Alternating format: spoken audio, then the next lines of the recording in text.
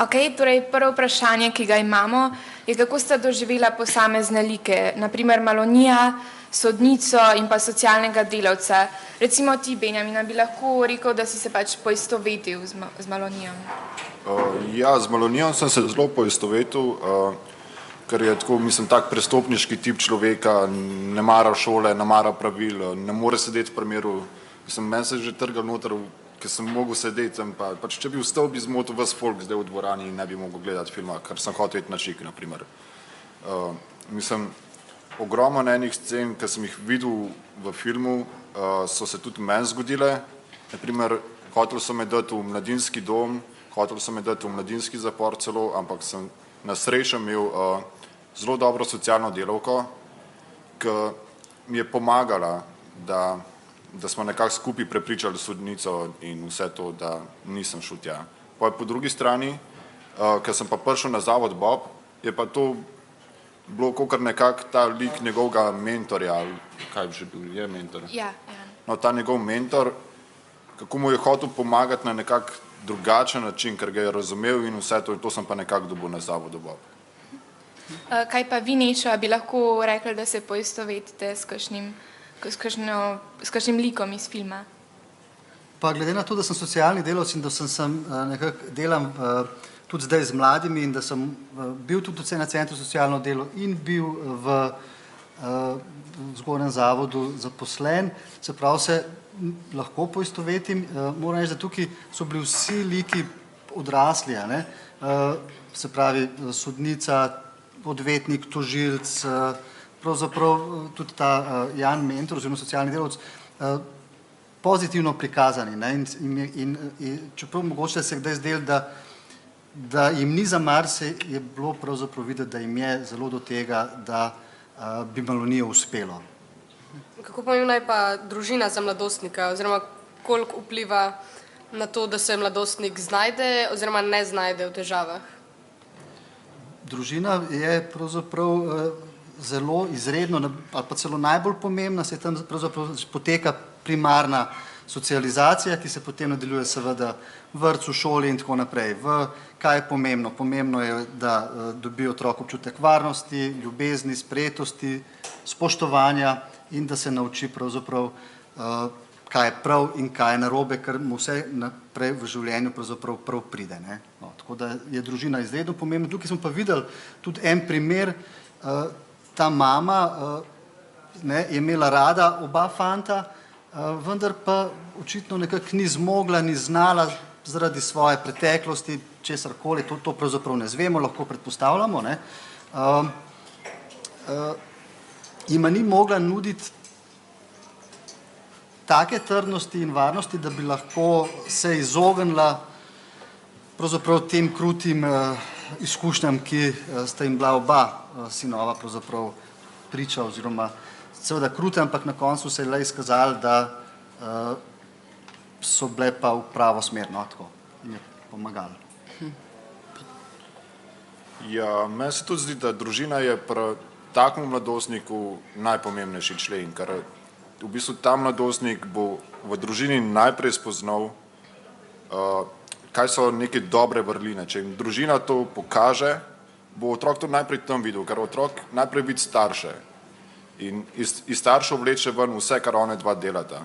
In če jim starši ne pokažejo tega, da teh dobrih lastnosti in da jih v bistvu, kakor smo kle videli, da nekako mami ni skrbela za njega. V bistvu on je bil prepuščen sam vse. Lahko je šel ven, kadar je hotel, lahko je prišel ob 4 zjutraj domov, pa noben ga ni brigal za to. In v bistvu otrokom moraš postaviti nekako meje in vse to in če tega starši ne naredijo, pa se zna to zgoditi v zelo velikih primerih. Mislim, da ta mikrofon ne dela. Lučka naprej. Celo zamenjana vloga je bila,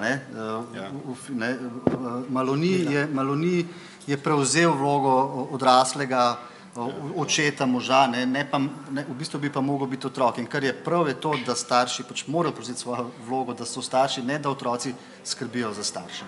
Tukaj je pa bilo tudi obratno videti.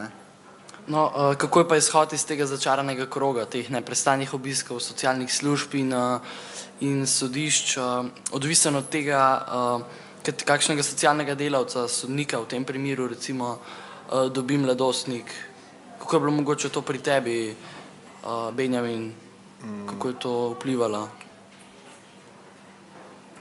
Se mi zdi, da je zelo pomemben, kakšen je socialni delavec ali pa sodnik ali kdorkoli v tem okrogu. Če je to človek, ki bi rad pomagal temu mladostniku in če je to človek, ki bi rad pomagal temu mladostniku, bo ta verjetno prišla na zelo dobro pot.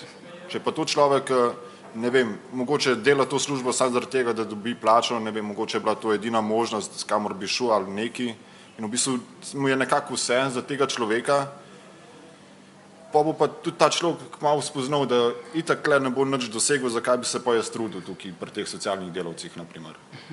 In v bistvu je zelo pomembno, kakšnega človeka dobiš. Jaz sem imel po mojem zelo srečo, da sem dobil tako socialno delavko, da se je zelo trudila, res, ko mislim, kadar nisem prišel k njej, je mene poklicala najprej na telefon, ne nobenih staršev ali pa kogarkoli, in v bistvu tako sem nekako dobil ta občutek, da nje pa lahko zaupam. In takrat sem pa začela graditi na vsem o tem. Kakšna je bila pa razlika med tem socialnim centrom in potem, ko si prišel na Zavod Bob, kako si se ujel s temi pedagogi? Ja, socialni center dela tako, mislim, to je ustanova, ki mora delati po nekih pravilih in vse to, ne morejo iti kaj preveč van iz teh okvirjev.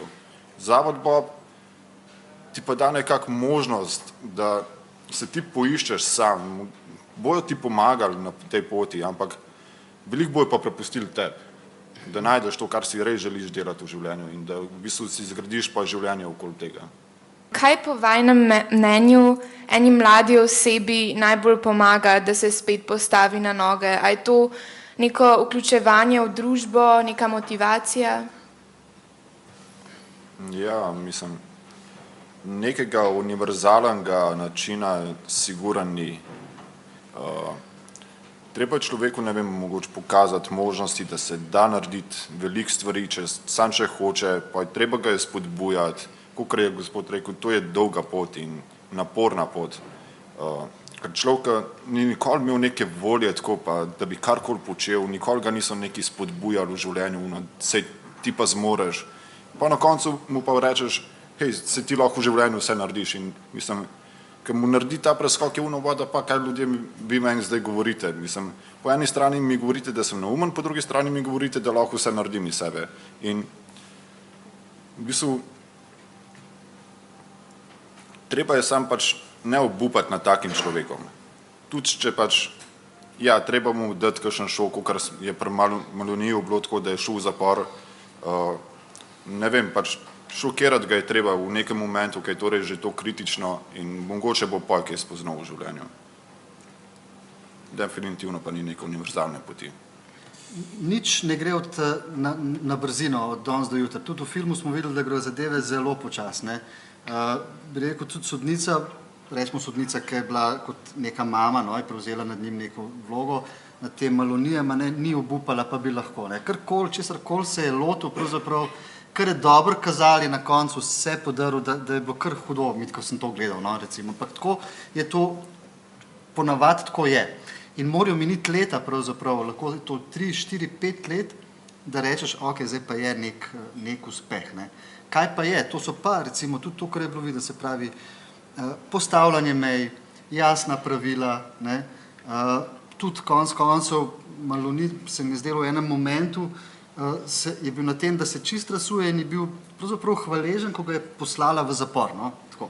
Se pravi, nekaj hudega se mu je mogel zgoditi in ni vzel to tako kot za nekaj groznega. Se pravi, ena, kako ne rečem, vztrajnost, strpnost, pa počasi grejo stvari naprej. Ni takojšnjega uspeha. Sploh so pa to, bom rekel, poklici, ki jih mogoče delamo, ko študirajo ljudje za njih, ki ne dajo hipnega zadovoljstva. Tukaj ni, da bi rekel, nekaj sem prodal, dobil denar in sem vesel. Grejo stvari, motivacija je drugačna in grejo zadeve na dolgi rok. Kako ste doživeli konec filma? A se vam je zdel pozitiven ali negativen? Zelo pozitiven. Ja. Zelo bolje z otrokom naročil, ki ga je naredil, z ljubeznijo, ki jo ima in bodočnost je pred njim, ne? Ja, mislim, zelo pozitiven konc to, kako je otroka svojega ob sebe vkleščil in ne boste mi ga vzeli prasceni, meni pa že ne. In tako, kako je pa šel ven in res pusti zelo neko tako, kaj bo zdaj z njim, ampak po mojem gre njegov life zdaj v pozitivno smer. Še kdo drug je opazil mogoče? Glavni igralec je tekom skoraj celote filma bil, če ste opazili, ves čas v agresiji oziroma v nekem nemiru. Ne? In na koncu se pa vidi, oziroma ko pride do te neke zrelosti, drugačnega stanja zavesti, se vidi, da potem tudi s tako držo gre naprej v tej luči, ki se prikaže. Kot sem slišal, mislim, da je režiserka igralca celo izzivala in ga spravila ob živce zato, da je dobila ta pristen občutek jeze, tako da ta jeza je bila pravzaprav namirjena režiserki med filmom. On je pa zdaj igral. Ja. Dobro, ko je sprovocirala.